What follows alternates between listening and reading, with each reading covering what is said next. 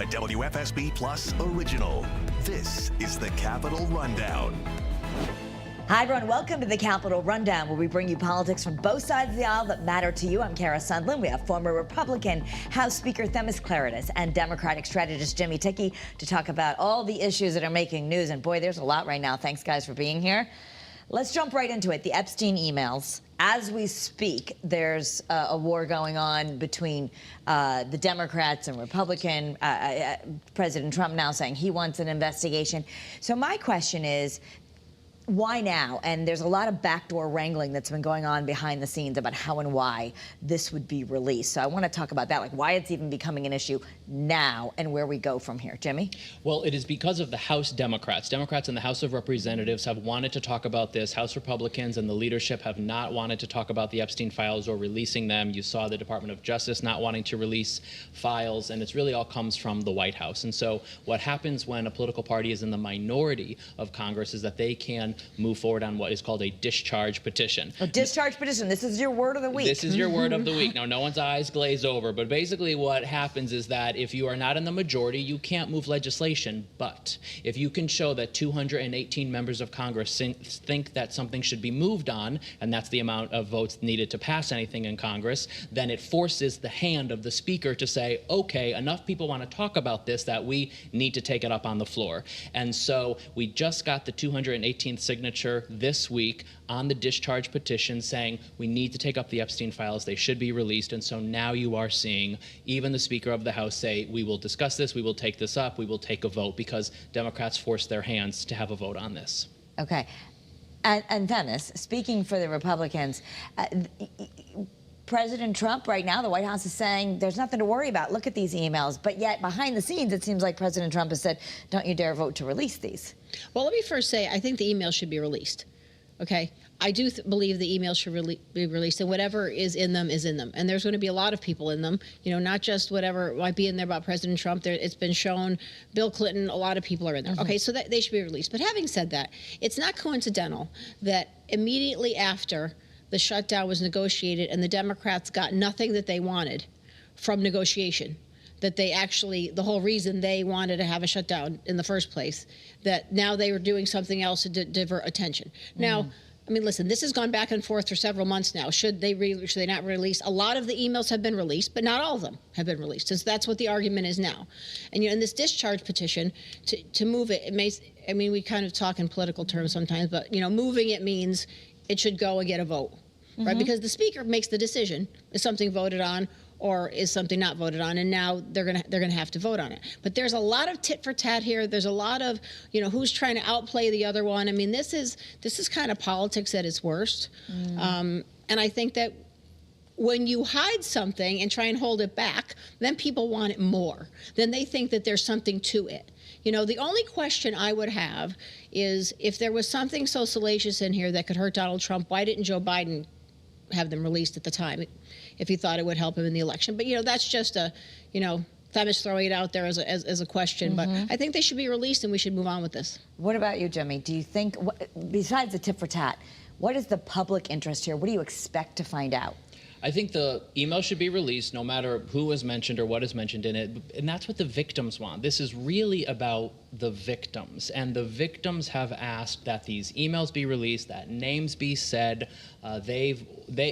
They are only individuals, and they might be scared for themselves to maybe name names. But if their government were to back them up as victims and say, look, this has been investigated by the Department of Justice, these are now in the hands and have been of the Department of Justice, the government should release these files and release the investigation. So it's really about peace of mind for the victims so that these people, whoever they may be, are named, whether they were involved or accessories to it, and that's what these individuals have been asking for. It's interesting, yesterday, the White House had Congresswoman Boebert in the Situation Room to ask her to take her name off because they or someone was fearful of getting to that 218th signature. Again, we are now at the 218th signature, which will force a vote on this.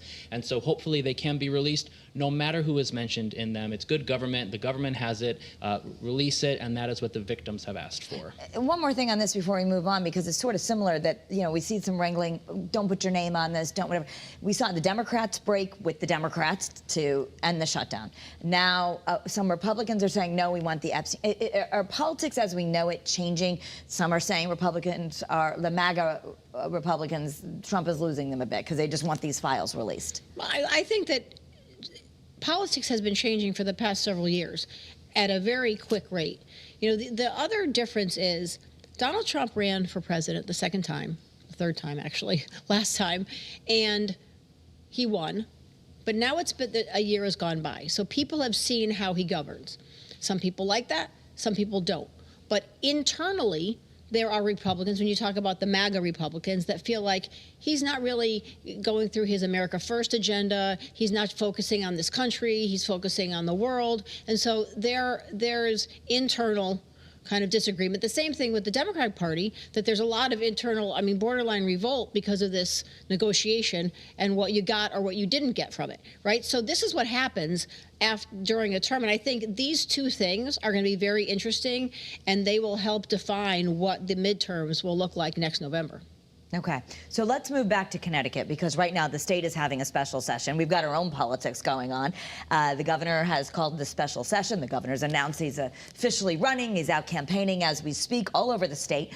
What do we need to understand about the special session? When we left off, it was a big deal with a controversial housing bill. So let's start there, Jimmy. Yes, so they passed a housing bill a couple of months ago. It was vetoed by the governor, but as was promised, that they would get back together, they would renegotiate, they would take a look at the legislation, and they did that. And they made some edits to the legislation that some had some issues with. It passed both parts of the legislature and the House and the Senate, and the governor said he would sign it into law. And the housing bill is important, and it is needed. We need more housing in Connecticut. Housing has become so very expensive across the country and in Connecticut, so we need to do more to try to bend down the cost of housing. It has become so expensive for a young person who might want to get their own place, or for an older couple who might want to downsize. So very expensive to get housing, whether that's rent or to purchase a home. And so this will allow towns to create a housing plan, affordable housing plan, workforce housing plan.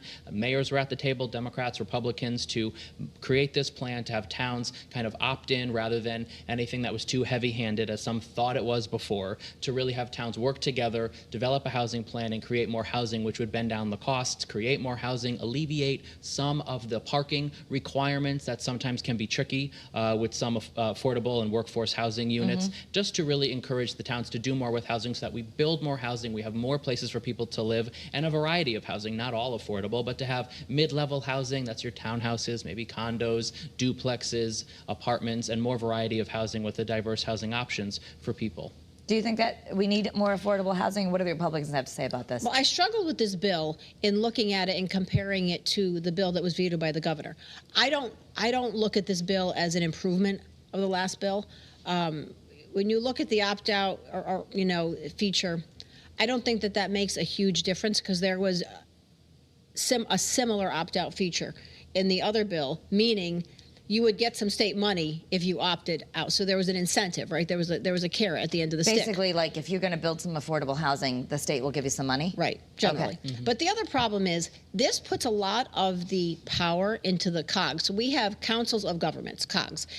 So there are regional groups of towns, throughout the state that are from similar areas. Okay. And so if, for example, Woodbridge belongs to a COG. Woodbridge makes their own decisions individually, but they also are part of a regional group that makes regional decisions. So the COG doesn't make the decision for the town.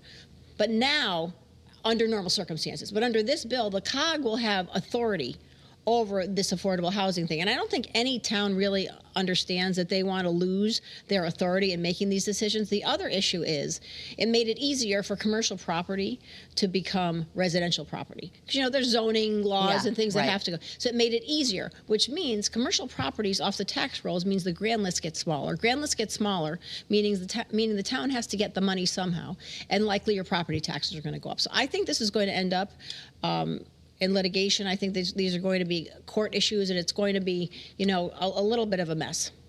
Okay. All right. Well, we will continue to watch it. In fact, Susan Raff has been at the Capitol all week, so we'll be breaking that down for you on Eyewitnesses at 4. Let's talk about the government shutdown. Everything's back open. apparently those who didn't call out sick are going to get bonuses. But what are the lingering impacts, especially for Connecticut? I'll let you start, Themis. You were, go. You know, we talked about SNAP on this show many times, and it's been really a focus of the shutdown. It's the Supplemental Nutrition Assistance Program, the old food stamps program. So every month, on the first of the month, the federal government puts money into the EBT cards that people who qualify for SNAP, and the states, make the decision who qualifies in their state. So in Connecticut, that money has gone back in. So people are getting the cards are working. But every state has been on a different schedule. Some states it's gone in fully. Some states it's gone in partially. Some states it really hasn't gone in at all, my understanding. So that's kind of a problem we're having. As far as airports, et cetera, people are going back to work, but I'll just tell you, Sunday I had friends flying and the airports were a disaster. Monday I had friends flying, everything was fine.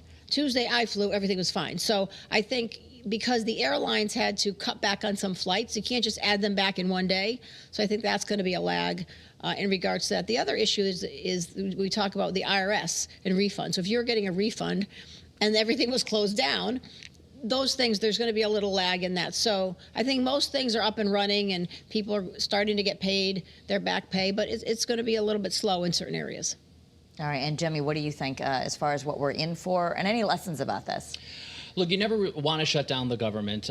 We had a real disagreement about a month ago over these affordable tax credits, the affordable health care tax credits. And so Republicans would not take up this vote in the House. They would not move on it. And look, Democrats sometimes can be hard to corral together. I worked for Rosa DeLauro for many years, who said sometimes it's like herding cats. And Democrats really were very heartened by a strong election night, but by standing together over the last 40 some odd days in support of extending these affordable tax credits to allow people to continue the premiums that they saw with their tax credits for the last several years. And Democrats really stood together on that.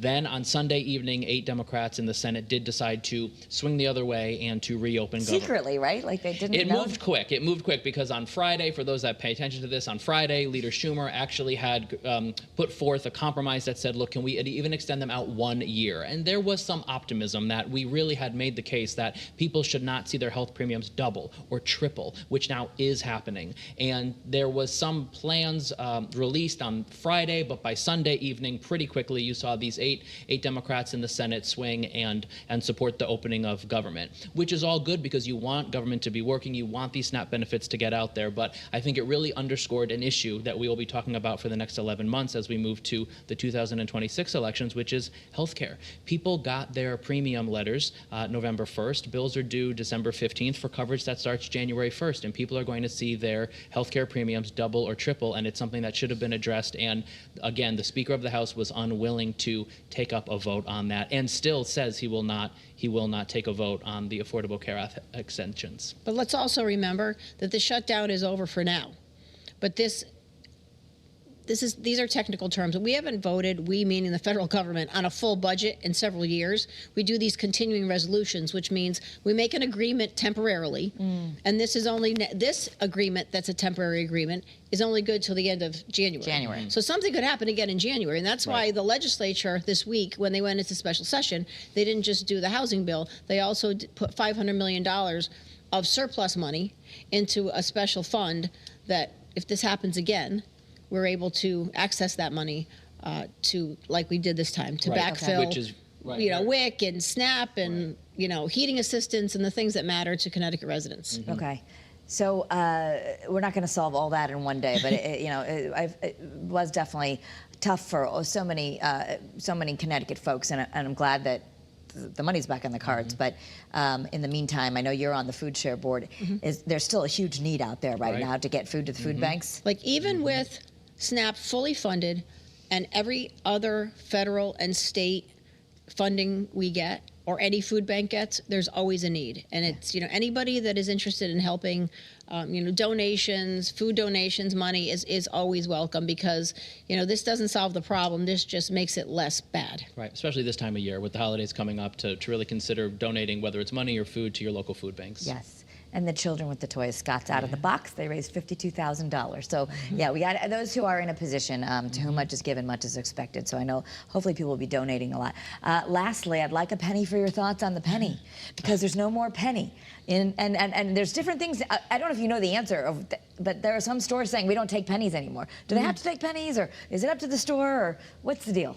I don't think anybody has to take I know. anything. Sometimes I go to places they don't take cash at all. You know, I know, exactly. Which is, I don't often have cash on me, but I know, I think this will be a little bit of a gray area for a little bit. Do you accept the penny? Do you not? But I know it's kind of sad that it's being phased out. But I think it sort of makes sense. They're also a little dirty.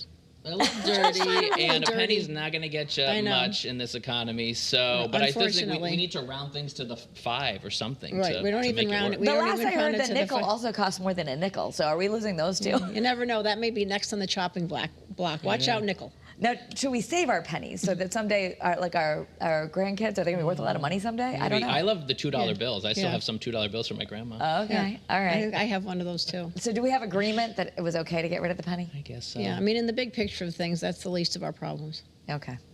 Bipartisan agreement on bye-bye penny. On pennies.